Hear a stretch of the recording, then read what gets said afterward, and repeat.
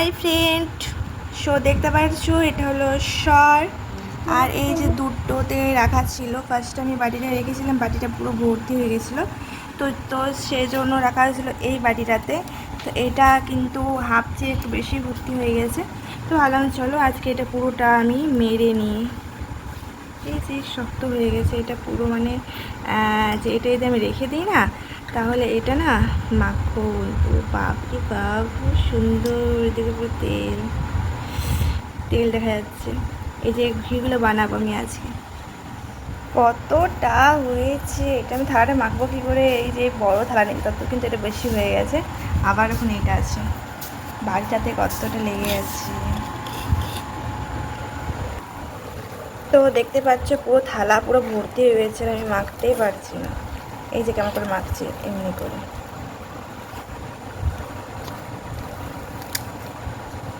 হাতে পুরো লাগছে না।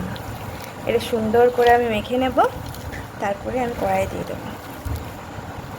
এই যে আর একটু মাখলেই হয়ে যায়, বেশিক্ষণ লাগে না মাখতে এটা।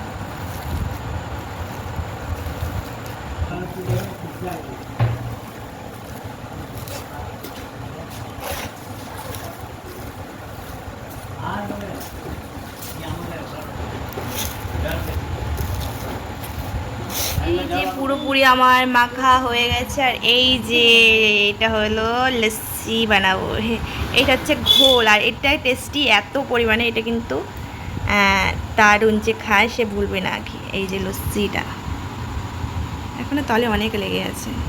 এই যে আমার ঘি বানানো হচ্ছে, আর এই যে আমি পুরোপুরি রেডি করে দিয়েছি, দেখতে পাচ্ছ। একটা বড় কড়াই বসিয়েছি, নয়তো এটা এমন উঠুলে না পুরো পড়ে যায় ছোট্ট কড়াই বসালে।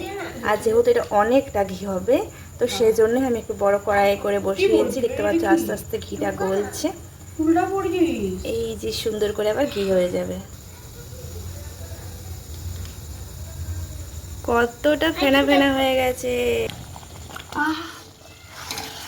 দেখো কিরকম হয়েছে। এখন অনেকক্ষণ ধরে এটা এই যে দেখতে পাচ্ছ এবার পুরোপুরি তেল ছেড়ে দিয়েছে। আর আমি তোমার সাথে আজকে একটা ছোট্ট ভিডিও শেয়ার করে দিলাম কিভাবে বানানো যায়, যে এত সুন্দর ঘি বাড়িতে সহজভাবে তুমি বানিয়ে নিতে পারবে। একজন আমাদের বাড়িতে এসেছিল, সে কিন্তু ঘি বানাতে জানেনি, আর আমাকে জিজ্ঞাসা করছিল, তো আমি ভাবলাম যে তোমার সাথে তাহলে আমি শেয়ার করে দিয়ে ঘি বানানোটা। অনেকে হয়তো জানি না কীভাবে ঘি বানাতে হয়, তো এই যেভাবে ঘি বানাতে হয়, ঘিয়ের বেশি কিচ্ছু লাগে না, এভাবে ঘি বানাতে হয়। আমাকে জিজ্ঞেস করছিল মেয়েটা যে এইটাতে আবার তুমি কি দেবে, মাখছো যে, আর এটা তুমি কি মাখছো। তো আমি তার উদ্দেশ্য করে, আবার অনেকে তো জানে না, আমি তাদের জন্য এই যে এই ঘি বানালাম। তো এটা দেখে তোমরা বাড়িতেই সহজভাবে ঘি বানিয়ে নিতে পারবে। দেখো সুন্দরভাবে ঘি উঠে এসছে। এই যে এখন আরও একটু হবে, যতক্ষণ হবে এই যে এগুলো দেখতে পাচ্ছি সাদা সাদা লাগছে, একটু একটু লালচে লালচে হয়ে যাবে, ততক্ষণ পর্যন্ত ঘিটা হবে। আমার কিন্তু অনেকটা ঘি হয়েছে। এই যে দেখো কত সুন্দর হয়ে গেছে, এখন আর একটু হবে।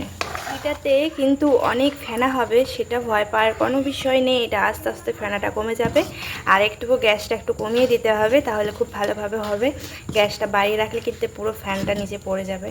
আর এই যে আসল ঘিটা তুমি লাস্টে তোমরা বুঝতে পারবে, এই যে আস্তে আস্তে কমবে, তারপরে ঘিটা তোমাদের লাস্টে। তো এইদিকে আমার ঘি অলমোস্ট হয়ে গেছে। আর এই যে কালো দেখতে পাচ্ছ, এটা এই যে তলের সে ঘাগড়াটা থাকে না, ওই জন্য কালো লাগছে।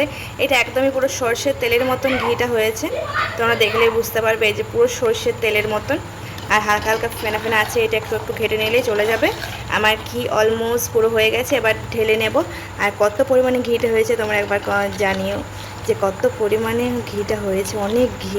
আর এটার দাম তোমরা একবার মানে আন্দাজ করো কতটা হবে। তোমরা এভাবে যদি সব জমিয়ে যদি এভাবে ঘি বানাতে পারো, তোমরা বাড়িতে এতগুলো টাকা তোমাদের বেঁচে যাবে। চলো সবাইকে টাটা, বাই বাই।